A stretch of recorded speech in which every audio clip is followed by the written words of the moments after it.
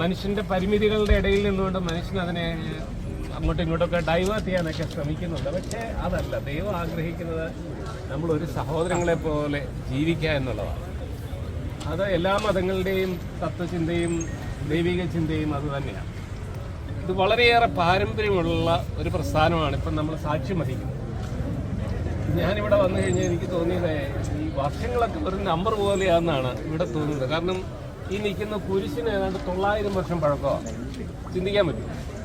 ഇവിടെ ഒരു സമൂഹം ഉണ്ടായിട്ട്, ഒരു ക്രൈസ്തവ സമൂഹം ഉണ്ടായിട്ട് 1600 വർഷങ്ങളായി. എല്ലാം 10-20 വർഷം പറയുന്ന പോലെയാണ്. അത്ര ലാഘവത്തോടു കൂടിയാണ് നമ്മൾ പറയുന്നത്. പക്ഷേ നൂറ്റാണ്ടുകളുടെ ചരിത്രം. ഇന്ന് ഈ കൈമാറാൻ പോകുന്ന കൊടി ഈ വള്ളംകളിക്ക് തന്നെ ഏതാണ്ട് 470 വർഷങ്ങൾക്ക് പഴക്കമുണ്ട്. 470 വർഷം. ഇന്ന് ഈ കൈമാറുന്ന കൊടിക്ക് 276 വർഷം പഴക്കമുണ്ട്. ഈ കൊടിയും കയറുമായിട്ട് ചെമ്പകപ്പള്ളി കുടുംബത്തിലെ ഒരു കാരണവർക്ക് കൈമാറുന്ന ഒരു സംവിധാനമാണ്. 276 വർഷം. 17ാമത്തെ തലമുറക്കാരനായ ചെമ്പകപ്പള്ളി ശിവൻ ഇന്നിവിടെ ഏറ്റുവാങ്ങുകയാണ്. അത് നമ്മുടെ നാടിന്റെ ഒരു നന്മയുടെയും ഐശ്വര്യത്തിന്റെയും ഒക്കെ വലിയ വലിയ സ്മാരകങ്ങളാണ്. ഇതിനെ എപ്പോഴും നമ്മൾ ശുദ്ധീകരിച്ചുകൊണ്ടിരിക്കണം.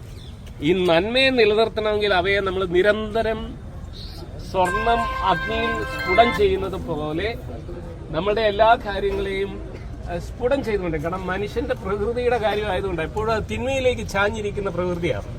നേരെ നിൽക്കുകയല്ലത്. എപ്പോഴും ചുമ്മാ നിന്ന തിന്മയിലേക്ക് ചാഞ്ഞിരിക്കുന്നത് കൊണ്ട് നിരന്തരമായിട്ടുള്ള ഒരു ശുദ്ധീകരണ പ്രക്രിയയും ഈ ആഘോഷങ്ങൾ നമ്മെ വിളിക്കുന്നുണ്ട് എന്നുള്ള കാര്യം, അതായത് നമ്മുടെ സ്നേഹത്തിന് എന്തെങ്കിലും കുറവുണ്ടെങ്കിൽ അവയെല്ലാം ശുദ്ധീകരിക്കാനും ഈ ദിവസം നമ്മെ കടപ്പെടുത്തുന്നുണ്ട്. അതാണ് നമ്മൾ മനസ്സിലാക്കേണ്ട ഒരു പോയിന്റ്. അതാണ് നമുക്കിന്ന് തരുന്ന വലിയൊരു സന്ദേശം. ഈ കൈമാറ്റം അതിന് എത്തിയിരിക്കുന്ന നമ്മുടെ MLA ഉണ്ട്, നമ്മുടെ രാഷ്ട്രീയ നേതാക്കന്മാരെല്ലാം ഉണ്ട്. നമുക്കെല്ലാവരും വേണ്ടപ്പെട്ടവരാണ്. നിങ്ങളെല്ലാവരും ഈ പള്ളി അങ്കണത്തിലേക്ക് സ്വാഗതം ചെയ്യുന്നു. ഒപ്പം എല്ലാവർക്കും ദൈവാനുഗ്രഹങ്ങൾ തരും.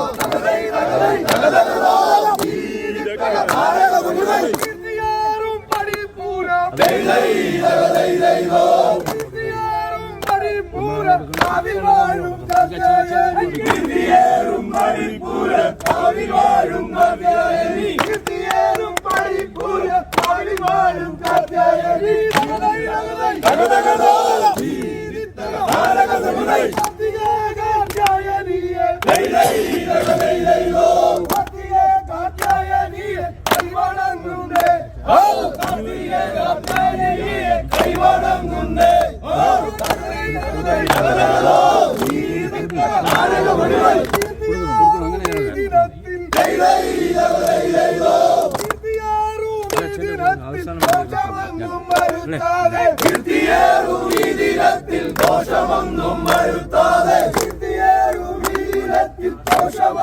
വരുത്താതെ